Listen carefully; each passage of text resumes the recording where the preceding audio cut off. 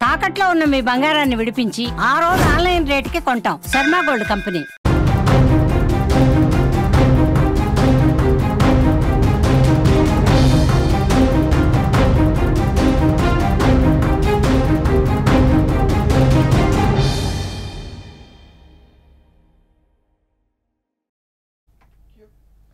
మయన్మార్లో దయనీయ పరిస్థితి నెలకొంది. 2 రోజుల క్రితం సంభవించిన భూకంపం దేశాన్ని అతలాకుతలం చేసింది.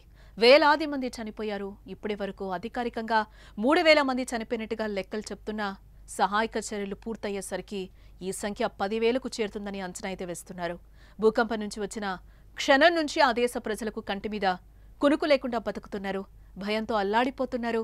ఇంట్లోకి వెళ్లే ధైర్యం చేయలేక రోడ్లపైనే నిద్రపోతున్నారు. మరోవైపు శవాలు కుళ్లిపోయి భారీగా దుర్వాసన వస్తున్నాయి. మయన్మార్లోని రెండో పెద్ద నగరమైన మాండేలో ఈ పరిస్థితి ఎక్కువగా కనిపిస్తోంది.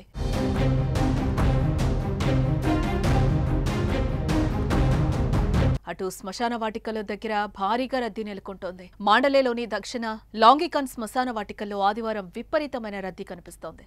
చనిపోయిన వారిని పూడ్చేందుకు స్థలం సరిపోకపోవడంతో ఇబ్బందులు ఎదురవుతున్నాయి. ఆదివారం ఉదయం శ్మశాన వాటిక బయట పార్క్ చేసిన కార్లతో రహదారులు నిండిపోయాయి. మయన్మార్ చట్టాల ప్రకారం మరణ ధృవీకరణ పత్రం లేనిదే మృతదేహాలను ఖననం చేయకూడదు. వందల మృతదేహాల విషయంలో అలాంటి పత్రాలు లేవు. దీంతో సమీప సరస్సు వద్దే బంధుమిత్రులు తమ వారి మృతదేహాలతో పడిగాపులు కాస్తున్నారు. ధృవీకరణ పత్రాలు జారీ చేసిన మృతదేహాలు కూడా శ్మశాన వాటికలో కుప్పలుగా ఉన్నాయి.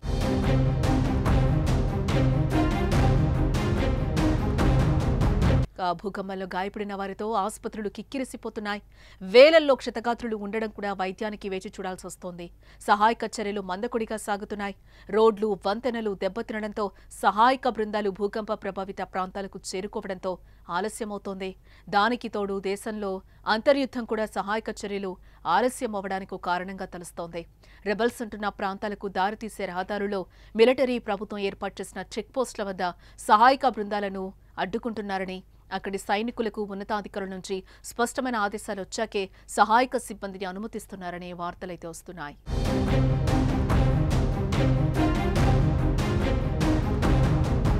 ఇంతటి విపత్కర పరిస్థితుల మధ్య మాండేలో ఆదివారం మధ్యాహ్నం మరోసారి భూమి కంపించింది.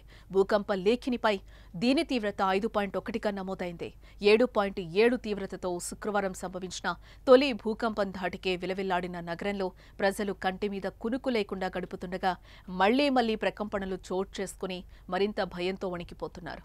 మొదట సంభవించిన భూకంపం 334 అణుబాంబులకు సమానమైన శక్తిని విడుదల చేసి వినాశనం సృష్టించిందని స్థానిక భూవిజ్ఞాన శాస్త్రవేత్త జెస్ ఫీనిక్స్ తెలిపారు. ఈ ప్రాంతంలో మరిన్ని ప్రకంపనలు వచ్చే ప్రమాదం ఉందని ఆమె హెచ్చరించారు.